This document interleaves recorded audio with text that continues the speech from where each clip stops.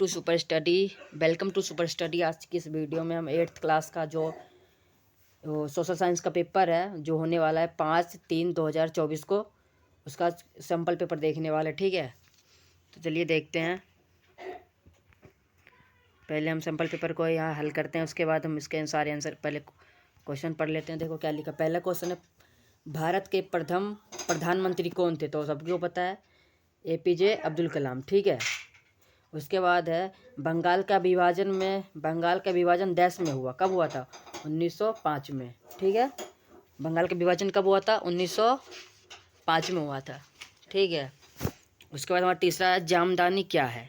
अब जामदानी क्या है, चलिए देखते हैं इसका आंसर। जामदानी एक तरह का कपास के धागों से बना हुआ वस्त्र है जिसमें अलग अलग पैटर्न के धागाओं से बनाया जाता है। ठीक है, ये हमारा क्या था? जामदानी था। चलिए देखो चौथा क्वेश्चन, देखो मिलान करना है हमें इसमें। ठीक है, रविंद्रनाथ टैगोर का क्या है? गुरु, वो प्राचीन संस्कृति के सम्मान थे। पहले देखो विलियम जोन्स कौन थे? प्राचीन संस्कृति के सम्मानक थे। ठीक है, उसका था रविंद्रनाथ टैगोर था प्राकृतिक शिक्षा प्रवेश। ठीक है, प्राकृतिक शिक्षा प्रवेश। रुक जाओ, तो से गलत हो गया ये। देखो पहला है हमारा विलियम जोन्स का है B। ठीक है, और रविंद्रनाथ का है D लग ही नहीं रहा इसमें तो। रुक जाओ, देखता हूँ एक बार फिर से। देखिए वहाँ पे लिखा नहीं जा रहा, तो पहले मैं यहाँ पे लिख देता साइड में। यहाँ पे देखो पहले का है B। ठीक है, पहले का है B, ये पहले का है B, मतलब इसका है ये। ठीक है, पहले का है B, रविंद्रनाथ का है D। ठीक है, रविंद्रनाथ का है D, और टॉम्स मैकालो। ठीक है, इसका है A, टॉम्स मैकालो A। ठीक है, टॉम्स मैकालो का है A। ठीक है, उसके बाद है महात्मा गांधी, अंग्रेजी शिक्षा। ठीक है, ये रहा अंग्रेजी शिक्षा की आलोचना। ठीक है, चौथा है F, अंग्रेजी शिक्षा की आलोचना। फिर है पाठशाला हमारा 5th है ना, 5th का है हमारा C, गुरु। ठीक है, गुरु, ये रहा सॉरी, पाठशाला क्या है हमारा? गुरु। ठीक है, मिल नहीं रहा, पाठशाला हमारा है गुरु। ठीक है, उसके बाद है बूट्स स्टेपिंस, तो इसका प्राकृतिक शिक्षा प्रवेश क्या है? इसका E।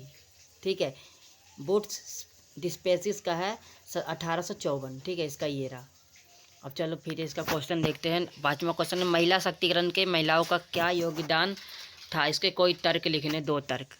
ठीक है, तो इसके हम चलो देखते हैं। अभी देखो यहाँ पे, महिलाओं को आर्थिक शक्तिकरण से बहुत लाभ होता है क्योंकि यह उन्हें आर्थिक रूप से अधिक सुरक्षा बनाने और स्वयं के जीवन पर आधारित नियंत्रण करने के लिए सशक्त बनाता है। यह महिलाओं की संभावना और स्वायत्व को सीमित करने वाली बाधाओं को दूर करने में योगदान देता है। ठीक है, ये हमारा 5वें का क्वेश्चन था। हम 6ठे का देखते हैं। प्रथम विश्व युद्ध के भारत पर कौन सा आर्थिक प्रभाव पड़ा? इसके 2 प्रभावों का नाम लिखो। ठीक है, हम पहले इसके देखते हैं।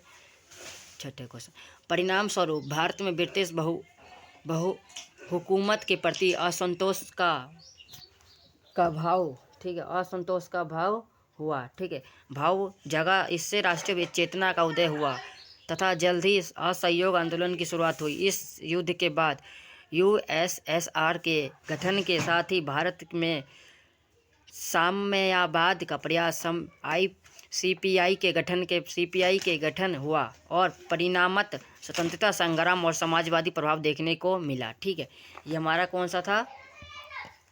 ये हमारा था 6ठे का आंसर। ठीक है, फिर यहाँ पे है हमारा इसका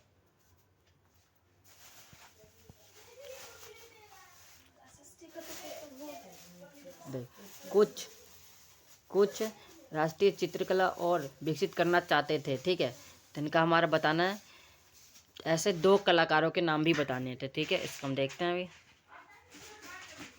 कुछ कलाकार राष्ट्रीय कला शैली इसलिए विकसित करना चाहते थे क्योंकि उन लोगों को मानना था कि चित्रकारी वास्तविक भारतीय शैली और पश्चिमी कला की परंपराओं पर आधारित है। ठीक है, इसके चित्रकला के नाम आपको खुद लिखने हैं कौन कौन थे, आपने पढ़ा होगा।